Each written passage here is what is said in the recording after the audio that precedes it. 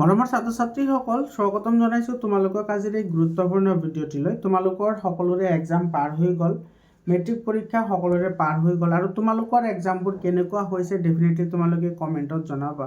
আজিৰ এই ভিডিঅ'টোত আমি আলোচনা কৰিম তোমালোকৰ কপি চেকিং সম্পৰ্কে। গতিকে তোমালোকে ভিডিঅ'টি প্ৰথমৰ পৰা শেষলৈকে চাবা আৰু তোমালোকে হোৱাটছআপ গ্ৰুপত জইন হ'বলৈ নাপাহৰিবা। হোৱাটছআপ গ্ৰুপৰ লিংক মই কমেণ্টত দি দিছোঁ। আজিৰ এই ভিডিঅ'টোত আমি আলোচনা কৰিম হাউ টু চেক কপি। তোমালোকৰ যিবোৰ এনচাৰ শ্বীট আছে সেই এনচাৰ শ্বীটবোৰ কেনেকৈ চেক কৰা হয়। তাৰপিছত তোমাৰ আলোচনা কৰিম যে এক্সামিনাৰ্ছে তোমাৰ কপিবোৰ চেক কৰাৰ সময়ত কি কি ৰুলছ ৰেগুলেশ্যন ফ'ল' কৰে সেইখিনি আমি চাম। তাৰপিছত আছে তোমাৰ যে তোমালোকৰ লিখা ভাল হ'লে বা তোমালোকৰ যদি নম্বৰ কম পোৱাৰ যদি চান্স থাকে তেতিয়াহ'লে তোমালোকৰ এক্সট্ৰা মাৰ্ক দিব নে নিদিব, এই গোটেইখিনি কথা আমি এই ভিডিঅ'টোত আলোচনা কৰিম। গতিকে তোমালোকে ভিডিঅ'টি প্ৰথমৰ পৰা শেষলৈকে চাবা আৰু তোমালোকে যদি প্ৰথমবাৰ মোৰ চেনেলত আহিছা তোমালোকে চেনেলটো ছাবস্ক্ৰাইব কৰিবা আৰু হোৱাটছআপ গ্ৰুপত জইন হ'বলৈ নাপাহৰিবা। হোৱাটছআপ গ্ৰুপৰ লিংকটো মই কমেণ্টত দি দিছোঁ।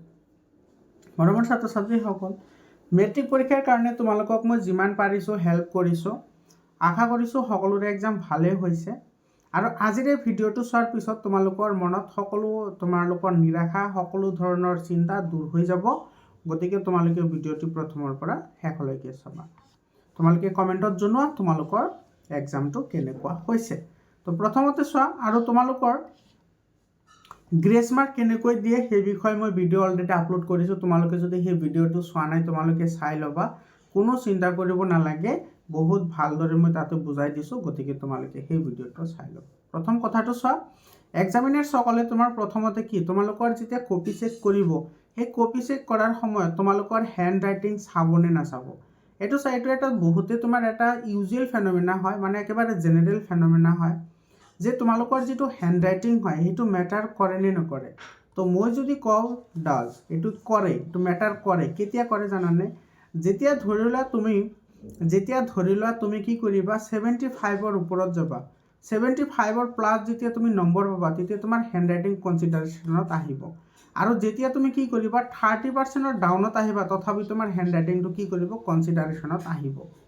দুটা কথা তোমালোকে বুজি লোৱা মই কি কৈছোঁ। মানে এজন এক্সামিনাৰে যেতিয়া কপি চেক কৰে, কপি চেক কৰাৰ সময়ত তোমাৰ চাব যে যদি তোমাৰ 30তকৈ কম পোৱা নম্বৰ তেতিয়াহ'লে তোমাৰ চাব যে হেণ্ড ৰাইটিং বহুত বেয়া, তেতিয়াহ'লে কিন্তু 30তকৈ তোমাৰ কমে থাকিব, সেইটো আৰু বৃদ্ধি নহয়।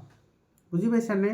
কিন্তু তোমাৰ যদি হেণ্ড ৰাইটিং ভাল থাকে কিন্তু তুমি নম্বৰ কম পাইছা তেতিয়াহ'লে কিন্তু তোমাৰ ধৰি লোৱা 29 পাইছা, তেতিয়াহ'লে 1 প্লাছ কৰি তোমাক কি কৰিব ধুনীয়াকৈ পাছ কৰাই দিব। এইটো জেনুইন কথা হয়, এইটো সকলো এক্সামিনাৰে কৰে এনেকুৱা। ঠিক আছে। তাৰপিছত তুমি যদি 75ৰ ওপৰত পোৱা বা তুমি যদি 85 পোৱা বা তুমি যদি 95 পোৱা তেতিয়াহ'লে তোমাৰ হেণ্ড ৰাইটিংটোতো চাবই। এইটো একেবাৰে 100% চাব। তুমি 75ৰ ওপৰত যেতিয়া তুমি নম্বৰ পাবা, 85 পাবা, 95 পাবা, তেতিয়া তোমাৰ হেণ্ড ৰাইটিংটো বহুত ভালদৰে চেক কৰিব যে তুমি কেনেকৈ লিখিছা, কেনেকুৱা ধৰণৰ ৱৰ্ড পেটাৰ্ণ তুমি লিখিছা, সেইখিনি তোমাৰ চেক কৰিব। কিন্তু যিখিনি তোমাৰ এভাৰেজ ষ্টুডেণ্ট আছে, যেনেকুৱা ধৰা তোমাৰ 60ৰ পৰা 75ৰ ভিতৰত মাৰ্ক পায়, সেইবোৰত তোমাৰ নৰ্মেলি থাকে, ইয়াতে কোনো ধৰণৰ চিন্তা কৰাৰ কোনো দৰকাৰ নাই। তাৰপিছত তোমাৰ আৰু এটা কথা তোমাৰ এক্সামিনাৰে বহুত তোমাৰ চাই, সেইটো হৈছে কি তোমাৰ চিৰিয়েল অফ কুৱেশ্যন নাম্বাৰ, যে তোমাৰ প্ৰথমতে যিটো কুৱেশ্যন আছে সেই কুৱেশ্যনটো ক'ত লিখিছা আৰু একেবাৰে শেষৰ যিটো কুৱেশ্যন আছে সেইটো তুমি ক'ত লিখিছা, এইবোৰে মেটাৰ কৰে বাৰু। আৰু এইবোৰ কথা মই তোমালোকৰ পৰীক্ষাৰ আগতে বহুতবাৰ বুজাইছোঁ যে তুমি কেনেকৈ এটেম্প কৰিব লাগে, কাৰণ এইবোৰ চেক কৰে। ঠিক আছে, আৰু মই নিজেও জানো এইবোৰ কথা। গতিকে মই আৰু ইয়াতকৈ বেছি আৰু ক'ব নোৱাৰোঁ তোমালোকৰ লগত। গতিকে তোমালোকে এই কথাবোৰ সদায় তোমালোকে চাব লাগে এইবোৰ কথা। বুজি পাইছানে? মই কিন্তু পৰীক্ষাৰ আগতে এইবোৰ কথা তোমালোকক ধুনীয়াকৈ বুজাই দিছোঁ। ঠিক আছে। তো তোমাৰ সদায় তুমি চিৰিয়েলকৈ লিখিব লাগে কুৱেশ্যন নাম্বাৰবোৰ। আৰু ইয়াতেও কিন্তু তোমাৰ কি হয় মাৰ্কৰ মানে টিচাৰৰ যিটো মনোবৃত্তি থাকে সেই মনোবৃত্তিটো তোমাৰ ভাল হয়।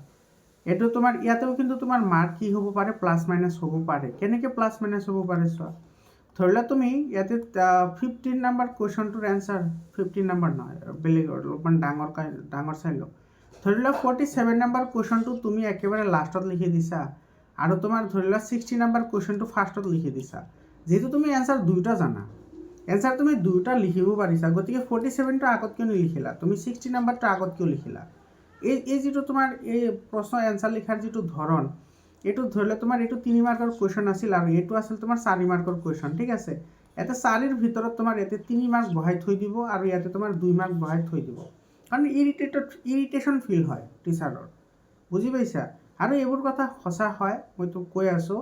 গতিকে আৰু তোমাৰ এনেকুৱা নহয় যে তোমাৰ এই 60% সদায় যদি তুমি এনেকুৱা কৰা তেতিয়াহ'লে কিন্তু তোমাৰ এইটো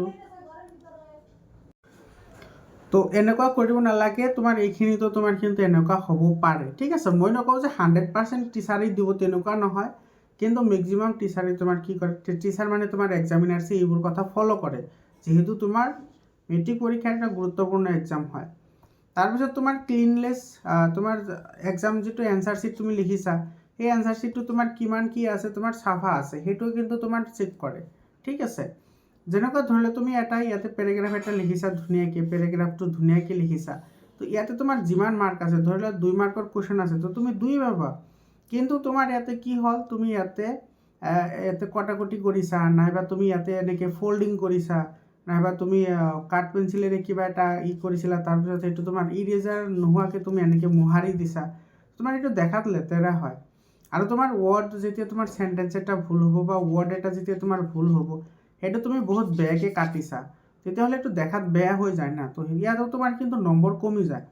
ধৰি লোৱা তুমি ভালদৰে লিখিছা, ধৰি লোৱা তুমি বহুত ধুনীয়াকৈ লিখিছা, কিন্তু মাজে মাজে এনেকুৱা কৰিছা, ঠিক আছে। ধৰি লোৱা তোমাৰ 3 মাৰ্কৰ কুৱেশ্যন আছে, তুমি গোটেইখিনি শুদ্ধ লিখিছা, তোমাক ইয়াতে 2 পাবা, এইটো 2 পাবা তুমি ইয়াতে, বুজি পাইছা মই কি কৈছোঁ।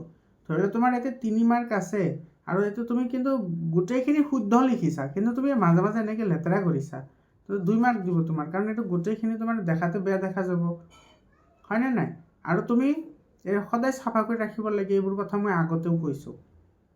তো এনেকুৱাই তোমালোকৰ কপিবোৰ কিন্তু কি কৰে, চেক কৰে, ঠিক আছে। আৰু যিহঁতে ভালদৰে লিখিছা সিহঁতৰ কোনো ধৰণৰ ইয়াতে কোনো প্ৰব্লেম নাহে। তাৰপিছত তোমাৰ এইটো আটাইতকৈ তোমালোকৰ কাৰণে সকাহৰ এটা কথা, এইটো তোমাৰ ক'বলৈ গ'লে 2024ৰ পৰা এই নিয়মটো ভালদৰে মানে এক্সিকিউশ্যন হৈছে। আগতে তোমাৰ এইটো CBSE বৰ্ডতো এইটো তোমাৰ আগৰ পৰাই ফ'ল' কৰে, কিন্তু আমাৰ ছেবা বৰ্ডত 2024ৰ পৰা ভালদৰে এক্সিকিউশ্যন কৰিছে বুলি মই ক'ব পাৰোঁ, বা তোমাৰ এইটো হয়। তো এইটো তোমাৰ কি হয়, ষ্টেপ মাৰ্কছ আছে। ষ্টেপ মাৰ্ক মানে তুমি সকলো ছাবজেক্টতে, যে কেৱল মেথছ আৰু ছায়েন্স তেনেকুৱা নহয়, তোমালোকৰ 6টা ছাবজেক্ট আছে, 6টা ছাবজেক্টতে তোমালোকে কি পাবা, ষ্টেপিং মাৰ্ক পাবা। এইটো কিন্তু আটাইতকৈ ভাল এটা কথা, এইটো যে তুমি যিমান লিখিছা তো তুমি সিমানে তুমি পাবা, ঠিক আছে। তোমাৰ আগৰ দিনত কি আছিল, যেতিয়া তুমি অংক এটা কৰিছা, ধৰি লোৱা তোমাৰ এনেকুৱা এতিয়া তোমাৰ 1 2 3 4 5 6 7, এতিয়া তোমাৰ 7টা লাইন আছে, আৰু এই 7টা লাইনত তোমাৰ ধৰি লোৱা এইটো 4 মাৰ্কৰ এটা কুৱেশ্যন আছে, ঠিক আছে। আগৰ দিনত তোমাৰ কি হৈছিল, যেতিয়া তোমাৰ এইটো মাজত আহি তোমাৰ ধৰি লোৱা এইটো তোমাৰ কি হৈছে, ভুল হৈছে, তেতিয়াহ'লে তুমি 0 পাইছা, কাৰণ তোমাৰ কৈছে যে মেথছৰ এটা ভুল হ'লে গোটেইখিনি ভুল, সেইকাৰণে তোমাক কি দিছে, 0 দিছে। কিন্তু আজিকালি তেনেকুৱা নহয়। আজিকালি কি হ'ব, ধৰি লোৱা তোমাৰ কি হৈছে, ইয়াতে ধৰি লোৱা তোমাৰ ইয়াতে প্ৰত্যেকটো তোমাৰ লাইনতে হাফকৈ মাৰ্ক আছে, প্ৰত্যেকটো লাইনত কি আছে, হাফকৈ মাৰ্ক আছে, ঠিক আছে। হাফকৈ মাৰ্ক থাকিলে তোমাৰ ইয়াতে কি আছে, 3.5 মাৰ্ক আছে। তোমাৰ এইটো 1 2 3 4 4টা কাৰেক্ট হ'ল আৰু এইকেইটা ভুল হ'ল, গতিকে তোমাৰ 4টা কাৰেক্ট হ'লে হাফ হ'লে তুমি কিমান মাৰ্ক পাবা, ইয়াতে 2 মাৰ্ক তুমি পাই যাবা, বুজি পাইছানে। 2 মাৰ্ক তুমি পাই যাবা। তো এইটো আটাইতকৈ ভাল তোমাৰ নিয়ম হয় এইটো। আৰু তোমাৰ এইটো তোমালোকৰ 6টা ছাবজেক্টৰ ভিতৰতে তোমালোকক এইখিনি দিয়া থাকিব। তোমাৰ ছ'চিয়েল ছায়েন্সতো আছে, ইংলিছতো আছে, যিকোনো ছাবজেক্টত, ছায়েন্সতো আছে। তুমি যিমানখিনি লিখিবা আৰু কুৱেশ্যনৰ লগত ৰিলেটেবল হ'লে তুমি যিমানখিনি লিখিবা সিমানখিনি নম্বৰ পাবা, যদি শুদ্ধ হয়। এইখিনি ষ্টেপিং মাৰ্ক হয়। সেইকাৰণে তোমাৰ আজিকালি ল'ৰা ছোৱালী তোমাৰ মানে ফেইল হোৱাৰ সংখ্যাটো একেবাৰে কম হয়। তথাপি যোৱা বছৰ 40% ফেইল কৰিছে, 2-3 পালে কেনেকৈ পাছ কৰিব, যিয়ে নহওক।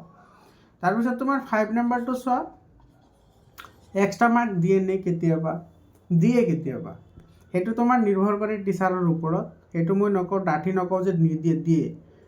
যেনেকৈ ধৰা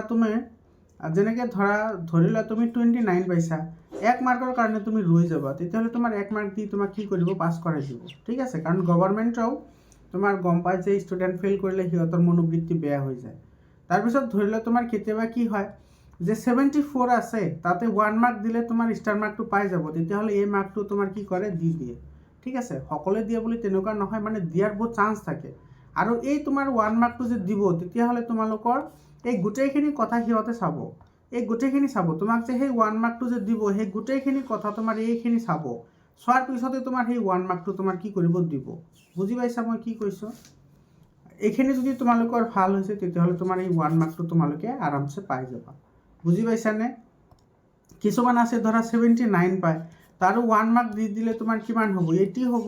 তো তোমাৰ এই 1 মাৰ্কটো যে তোমাক দিব সেই 1 মাৰ্কটো তোমাৰ এই গোটেইখিনি কথা চেক কৰিব, এই গোটেইখিনি কথা চাব, এই গোটেইখিনি কথা চোৱাৰ পিছত তোমাৰ সেই 1 মাৰ্কটো দি দিব, গতিকে তুমি লেটাৰ মাৰ্কটো পাই যাবা। তো এইখিনি আছিল তোমালোকৰ এই মেইন যিখিনি কথা, সেই গোটেইখিনি কথা তোমালোকক মই আজি কৈ দিলোঁ। তোমালোকে যিমান পাৰা ভিডিঅ'টি শ্বেয়াৰ কৰিবা। ইয়াৰ আগতেও মই তোমালোকক কেনেকৈ গ্ৰেছ মাৰ্ক দিয়ে সেই বিষয়ে আলোচনা কৰিছোঁ, ভিডিঅ'টো যদি চোৱা নাই চাই ল'বা। আজিৰ কাৰণে এইখিনিয়ে, আকৌ লগ পাম বেলেগ এটা ভিডিঅ'লৈ। ধন্যবাদ।